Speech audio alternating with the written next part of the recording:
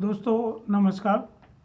भारत में 1901 से 2022 के बीच में प्रतिवर्ष 0.6 डिग्री सेल्सियस की दर से तापमान बढ़ता रहा है और इसीलिए अब हमारा औसत तापमान 25.1 डिग्री सेल्सियस है।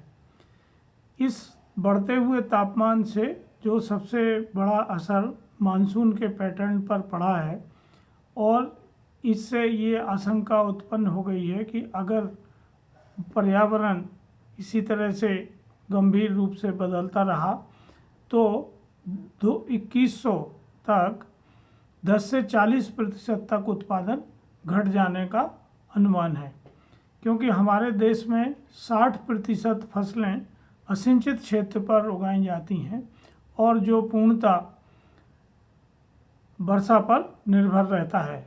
भारत की जो अर्थव्यवस्था है उसमें हमारा एग्रीकल्चर का जो योगदान है वो लगभग 20% जीडीपी में हम योगदान होता है और 56% आबादी अभी भी सीधे प्रत्यक्ष या अप्रत्यक्ष रूप से खेती के ऊपर निर्भर करती है रोजगार के लिए। तो ये जो समस्याएं हैं पर्यावरण की, इसके अलावा जो हमारे यहाँ दूसरी समस्याएं हैं उसमें भूस्वामी की मृत्यु के बाद भूखंड बढ़ते जा रहे हैं, तो जोत का आकार निरंतर छोटा होता जा रहा है। जो क्रॉपिंग पैटर्न है वो बहुत पुराने समय से चला आ रहा है। जो लोग किराए पे ज़मीन लेते हैं पट्टे पर, उनका टेन्योर निश्चित नहीं होता है, तो वो उसमें बहुत ज़्यादा निवेश नहीं कर पाते हैं। जो कृषि ऋण हैं वो अपर्याप्त हैं। मिट्टी में बांझपन बढ़ रहा है क्योंकि केमिकल फर्टिलाइज़र का जो उपयोग है वो सब्सिडी की वजह से बहुत असंतुलित तरीके से हो रहा है। सिंचाई की सुविधा नहीं है, कृषि में मशीनीकरण उतना नहीं हुआ है, भंडारण की सुविधाएं नहीं हैं और किसान और एग्रीकल्चर सेक्टर के व्यापारी असंगठित हैं, जिससे यहाँ की पॉलिसियाँ भी उनके हक में नहीं बन पाती हैं। इस सब का जो परिणाम ये है कि खेती के ऊपर न केवल बुरा प्रभाव जलवायु का पड़ रहा है बल्कि ये बढ़ता जा रहा है।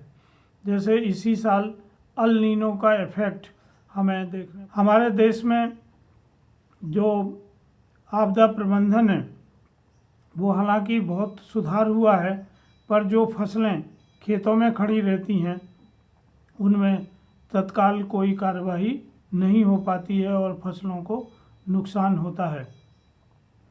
अगर हम पूरे विश्व की आपदा प्रबंधन से हुए नुकसान की क्षति को देखें तो 2908 बिलियन अमेरिकी डॉलर का आर्थिक नुकसान अभी तक हुआ है। इसमें फसलों की हानि है वो 77% है जो आपदाओं के कारण हुई है। इससे जो निरंतर उत्पादन में गिरावट हो रही है और 2010 से 2039 के बीच में जो फसलों पर प्रभाव पड़ सकता है उसका जो अनुमान है कि चावल का उत्पादन 35%, गेहूं का 20%, ज्वार का 50% और जौ के उत्पादन में 13% और मक्के में 60% की कमी हो सकती है।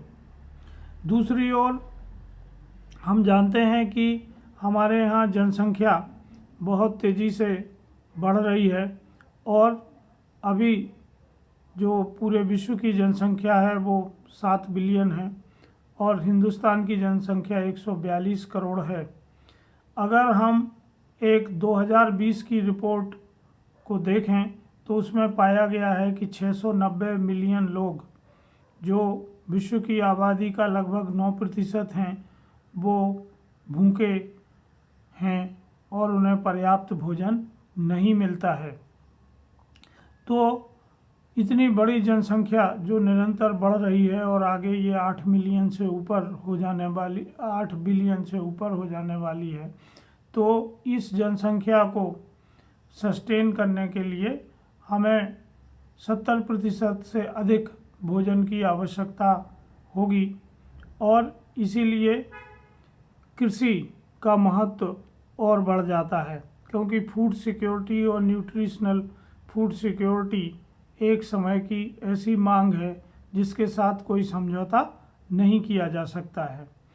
वर्तमान में अगर हम देखें तो कृषि से लगभग 30% ग्रीन हाउस गैसेस का उत्सर्जन होता है और ये प्रतिशत और बढ़ सकता है, क्योंकि अभी दूसरे क्षेत्र में ग्रीन हाउस औसत को कम करने के लिए नई नई तकनीकों का उपयोग हो रहा है, लेकिन कृषि क्षेत्र में अभी इस पर कोई काम नहीं हुआ है।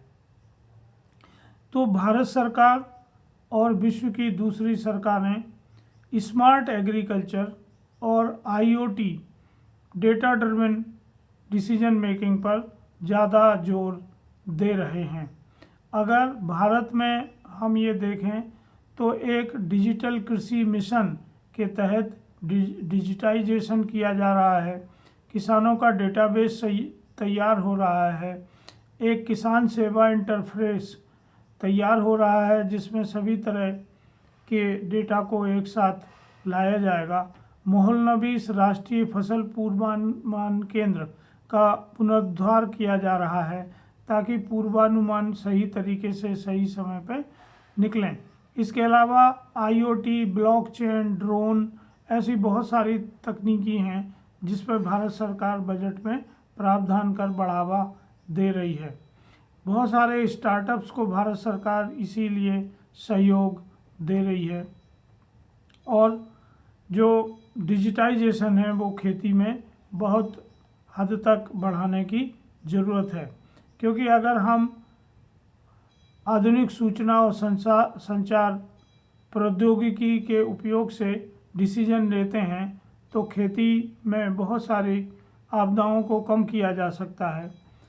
जो रासायनिक खाद और पेस्टिसाइड का उपयोग होता है उसको संतुलित किया जा सकता है। क्रॉप प्रोटेक्शन, क्रॉप मैनेजमेंट और सॉइल हेल्थ मैनेजमेंट को बढ़ाया जा सकता है। तो इसको अभी हरित क्रांति, तीसरी हरित क्रांति के नाम से जाना जा रहा है और कृषि 402 कहा जाता है और इसमें मुख्य रूप से सैटेलाइट का उपयोग कर डेटा, फील्ड मैपिंग और बहुत सारी दूसरी चीज़ें बड़े पैमाने पर हो रही हैं।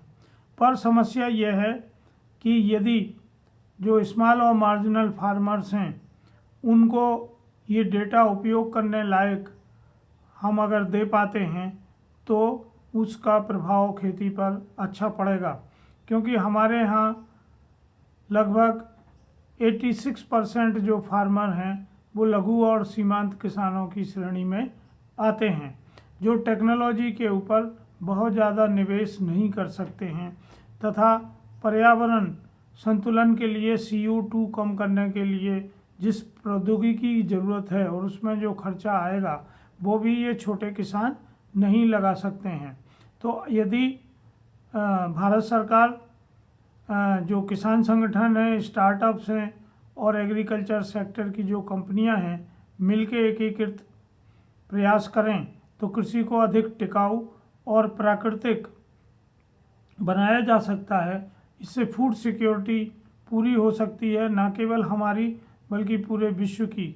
जैसा मैंने आपसे कहा 2050 तक विश्व की जनसंख्या 9.8 बिलियन होने की उम्मीद है। तो अंततः मानव जाति को बचाने के लिए और हेल्दी रखने के लिए ये काम किया जाना बहुत आवश्यक है ताकि पर्यावरण के दुष्परिणामों से कृषि को बढ़ाया जाए और हम आधुनिक तरीके से स्मार्ट खेती करें। इसमें किसानों की ट्रेनिंग, उनको अफोर्डेबल प्राइस पे तकनीकी उपलब्ध कराना तथा तकनीकी तक उनकी पहुंच बढ़ाना बहुत ज़रूरी रहेगा, तभी इसके प्रभाव व्यापक रूप से हमें खेती पर देखने को मिलेंगे। धन्यवाद, नमस्कार।